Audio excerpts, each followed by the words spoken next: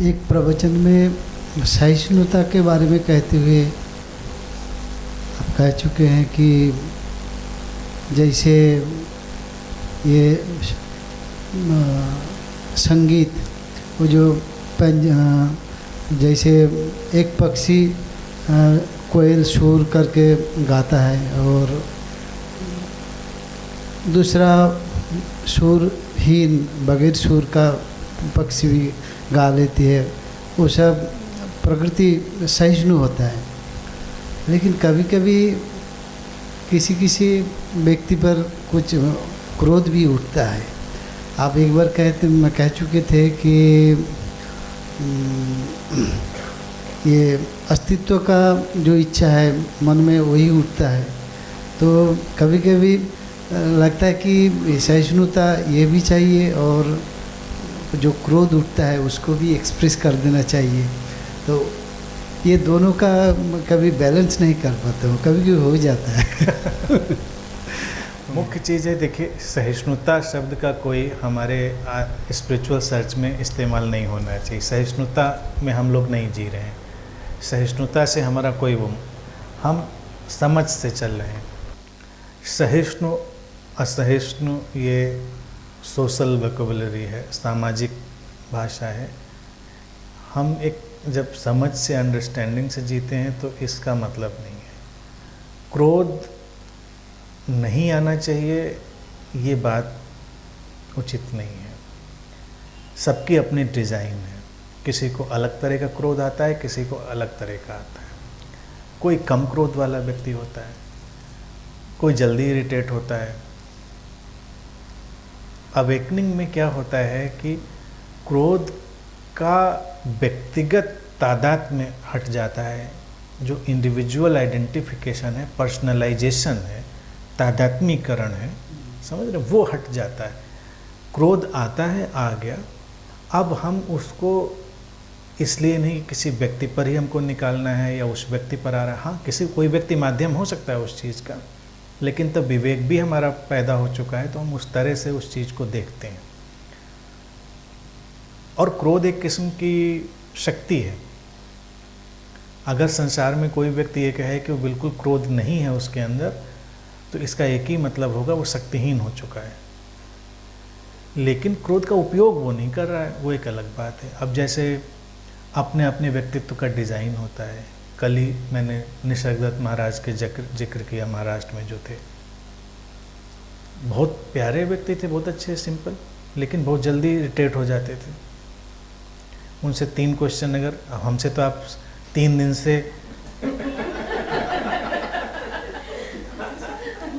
इतनी देर में वो आपको निकाल के बाहर आ गए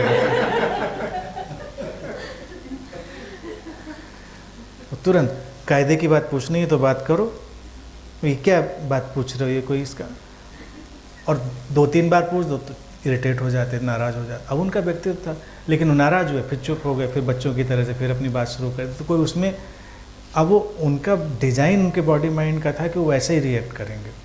लेकिन उनके संतत्व, उनकी महानता में उससे कोई कमी नहीं आती। जो लोग उनके आसपास बैठे होते थे वो भी इंजॉय करते थे। अगर वो किसी को डांट भी दें तो वो बुरा नहीं मानता था, क्योंकि वो भी दिख जाता है ना किसी को कि आप इतना पर्सनलाइज नहीं है किसी को डांटने में।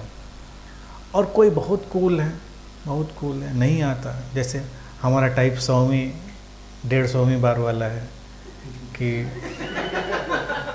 तो मैं ये नहीं कहेंगे कि नहीं आता है, 100-150 चलता रहेगा। फिर एक लिमिट आएगी जब वो लगेगा बस अब नहीं हो सकता, बस। तो अपना अपना टाइप है। तो क्रोध आएगी, क्रोध की हैपनिंग होगी, नो प्रॉब्लम, उस चीज़ में उलझना नहीं है। बाकी प्रकृति में भिन्नता है, भिन्नता रहेगी, अलग अलग किस्म के लोग हैं। इसको हम, अगर भिन्नता के कारण हम क्रोधित हो रहे हैं किसी पे, तो इसका मतलब भिन्नता को हम अभी नहीं समझ पाए। भिन्नता को नहीं। कोयल अभी पोएट शायर जो लोग होते हैं ना, ये भी बड़े करप्ट कर देते हैं माइंड को।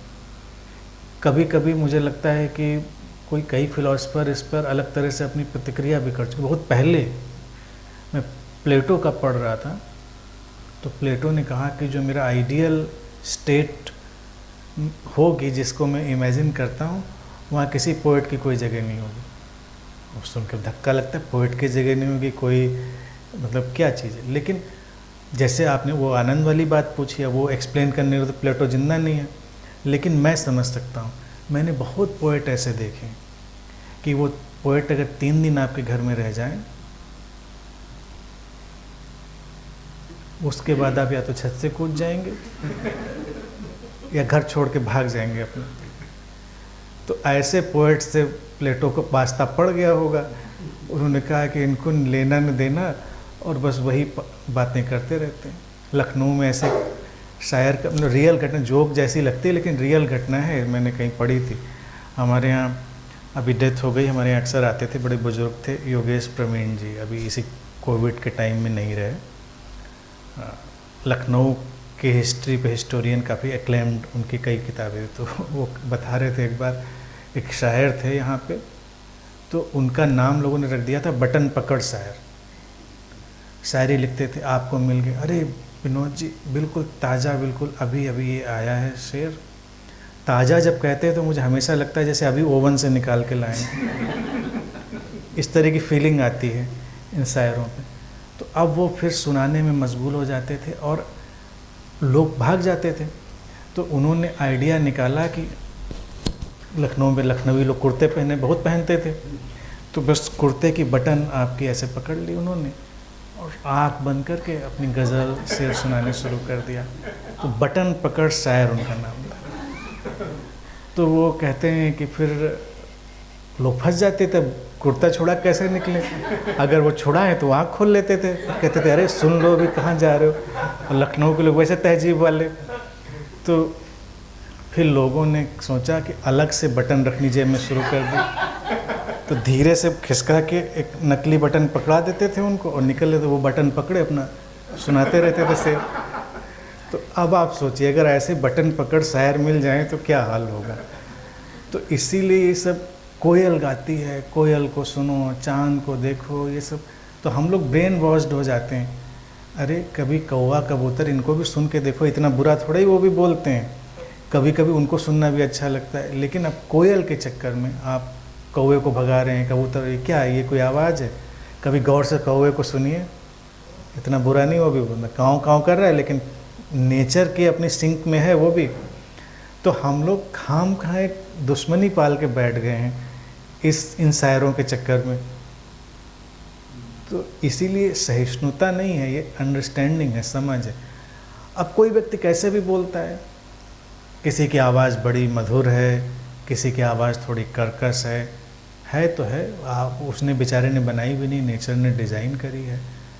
तो उसको जब ऐसे देख लिया तो हमने उसको एक्सेप्ट कर लिया, उसमें प्रॉब्लम नहीं हुई। कुछ लोग उपद्रवी मानसिकता के भी होते हैं कि वो उपद्रवी ही हैं, तो हैं उपद्रवी तो उनका क्या करना है, उनसे आप लड़ाई लड़ेंगे। अब प्रकृति में भी तमाम जानवर हैं उपद्रवी हैं। अब बंदर हैं तो बंदरों से आप अपना निपटने का रास्ता निकालते हैं। निपटने का रास्ता नहीं कि मतलब रोज़ मोर्चा खोल के बैठे हुए हैं, मतलब एम्बुश लगा के, वो नहीं कर रहे हैं। आप अपनी शांति ज़िंदगी जीने का तरीका निकाल लेते हैं, उनको अपना काम दो। दुनिया में ऐसे ही भांति भांति के लोग हैं।